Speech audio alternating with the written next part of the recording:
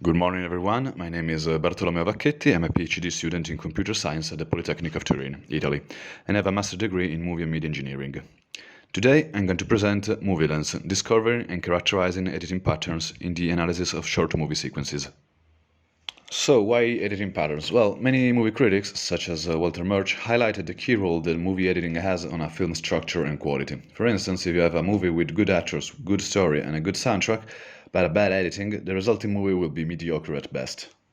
Previous research concerning movie editing analysis has been conducted in the past. The task addressed range from the next shot prediction to the analysis of the shot scale on the viewer's perception.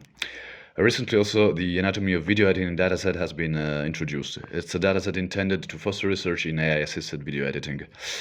Among other datasets that could be used to analyze movie editing patterns, we have decided to rely on CineScale.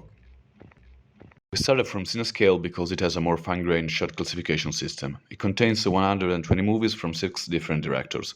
From each movie, a frame has been sampled every second and then labeled with the following classification. From class 1 to 7, we have the shot classes from extreme close-up to extreme long shot, while class 0 is the foreground shot, a shot that contains different shot classes. Every movie shot sequence was then split into 30-second long sequences, and the resulting dataset has more than 23,000 short movie sequences. Our research objective is to analyze what type of correlation there is between the editing shot sequence adopted and what is shown in the corresponding video. And in order to do that, our main contribution are the following: a data-driven methodology to cluster short video sequences, a machine learning algorithm able to classify shot sequences, and preliminary data characterization results. In order to conduct our analysis, we have devised the following two-step methodology. Every step solves a practical issue. So the first issue is that we have unlabeled data, and our approach estimates them using the levels and distance and the k-means clustering. In order to do so, we have created 8 artificial sequences, one for each shot class. So we'll have one sequence with all close-ups, one sequence with all extreme long shot, and so on.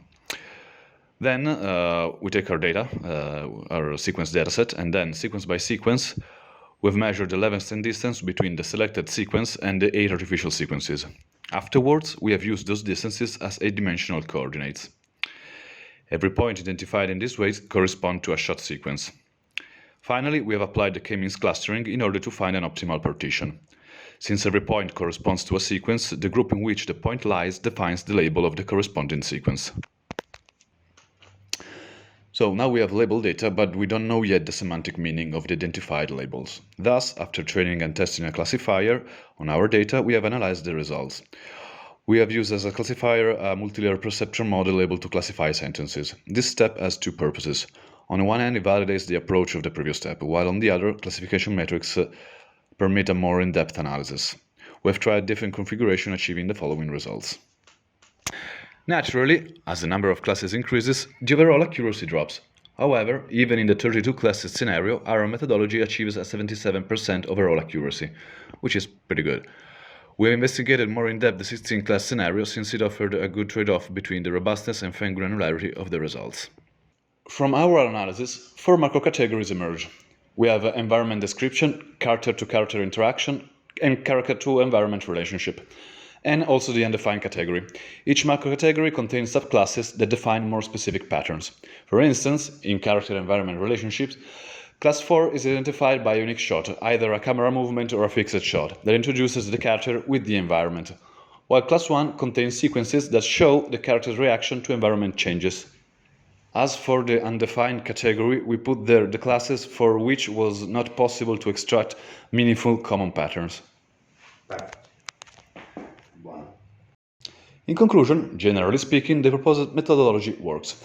These preliminary results are encouraging, and there is a lot of room for. The first issues we intend to address are the following: a more fine-grained shot type classification, characterization of single clip versus multiple clips, dataset enrichment, and the extension of the proposed methodology with other machine learning techniques. Thank you for your attention.